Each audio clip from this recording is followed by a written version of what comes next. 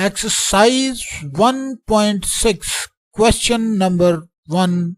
Use matrices if possible to solve the following system of linear equation by number 1 the matrix inversion method, number 2 the Cramer's rule.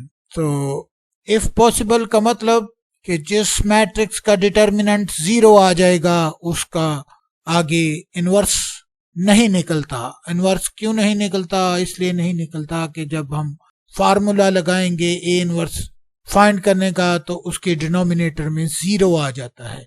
जब denominator में 0 आ जाता है तो उसका जवाब, उस रकम का, उस टर्म का जवाब जो होता है वो इन्फिनिटी आ जाता है, इसलिए वो एक अनडिफाइंड नंबर है, तो इसलिए उसका इन्वर्स नहीं निकलता। दूसरे लफ्जों में उसका सॉल्यूशन पॉसिबल नहीं होता। तो यहाँ पर ये सवाल भी ऐसा ही है, जब हम 5वां पार्ट करने लगे हैं ये इसका सॉल्यूशन नहीं निकलेगा तो हम इसको हल करते हैं और वहीं पे ही मैं बता दूंगा आपको कि तो आज हमने पार्ट नंबर 5 करना है। तो जिसकी के इक्वेशन लिखी हुई है 3x - 2y = 4 - 6x + 4y = 7। तो इसको हम हल करना शुरू कर देते हैं। सबसे पहले मैट्रिक्स इन्वर्जन मेथड से हम इसको करते हैं। क्वेश्चन 1 पार्ट नंबर 5, इक्वेशन लिखी 3x - 2y = 4 - 6x + 4y = 7। तो सॉल्यूशन लिखा, उसके बाद फिर एक बार इक्वेशन लिखी और उसके बाद इनको 3 इसके मैट्रिक्स फॉर्म में इसकी बना लेनी है। मैट्रिक्स फॉर्म में इसको लिख लेना है। मैट्रिक्स फॉर्म क्या होती है अब आपको अच्छी तरह मालूम हो गया है। एक इसके कोएफिशिएंट का मैट्रिक्स जो कि मल्टीप्लाई हो रहा होता है वेरिएबल के मैट्रिक्स से और जो कि इक्वल टू आ रहा होता है कांस्टेंट के मैट्रिक्स के बराबर आ रहा होता है। तो इस तरह की फॉर्म में लिखने को हम कहते हैं मैट्रिक्स फॉर्म। हमने मैट्रिक्स फॉर्म में लिख लिया है इसको। उसके बाद इनके नाम रख लेंगे। लेट्स a = ये जो कोएफिशिएंट का मैट्रिक्स है उसका नाम a रख लेते हैं। ये मैट्रिक्स की एंट्रीज 3 - 2 - 6 और 4 हैं और जो वेरिएबल का मैट्रिक्स है उसका नाम x रख लेते हैं हम। x = x और y और b = ये मैट्रिक्स है जिसकी एंट्रीज 4 और 7 हैं, ये b के बराबर है। तीनों ही मैट्रिक्स हमारे पास आ चुके हैं। अब हमने x = a inverse b find करना है, जिसके लिए हमें a इनवर्स चाहिए होगा।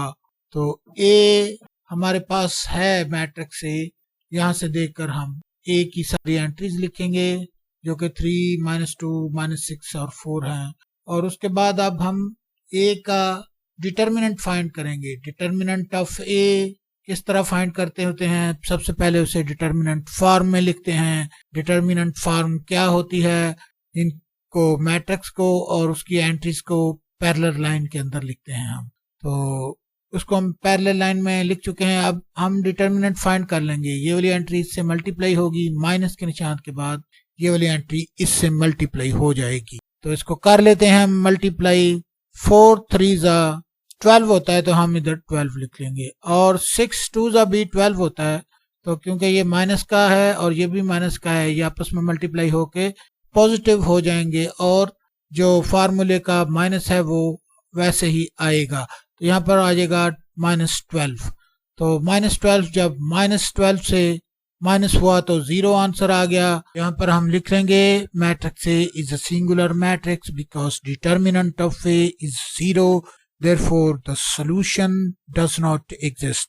ये मैट्रिक्स सिंगुलर है, इसका डिटर्मिनेंट 0 के बराबर आ गया है, इसलिए इसका इनवर्स एग्जिस्ट नहीं करता और इसका सॉल्यूशन है वो भी एग्जिस्ट नहीं करता, तो इसको हम फर्दर हल नहीं करेंगे। तो ये बात भी अब वाजिया हो जानी चाहिए का जो इनवर्स है वो एग्जिस्ट क्यों नहीं करता, क्योंकि इनवर्स का फार्मूला ये होता है A inverse = 1 determinant of A multiplied by adjoint of A।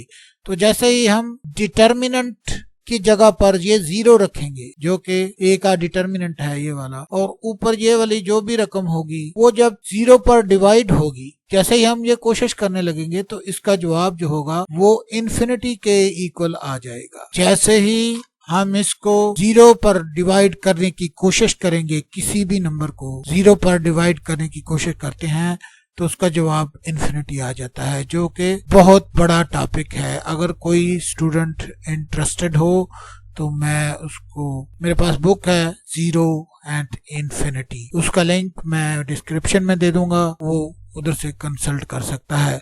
तो बाकी ये वाला आपको समझाने के लिए था, इसका इस सवाल से कोई ताल्लुक नहीं है। आपका सवाल यहाँ तक की है कि ये ना तो क्रैमर रूल से हल हो सकता है, क्योंकि वहाँ पर भी जब हम ax फाइंड करने लगेंगे तो डिनोमिनेटर में 0 से हम a, जो a डिटर्मिनेंट है ऑफ a है, उसको हमें डिवाइड कराना पड़ेगा, तो वो भी इन्फिनिटी के ही इक्वल आ जाएगा। इसलिए ये क्रैमर रूल से भी हल नहीं हो सकेगा ये वाला सवाल। तो ये वाला बाकी तो आपको समझाने के लिए था, उसको मैं अरेज कर दूंगा और इतना ही, आपका जवाब इतना ही है, तो इसको मैं अरेज कर रहा हूँ।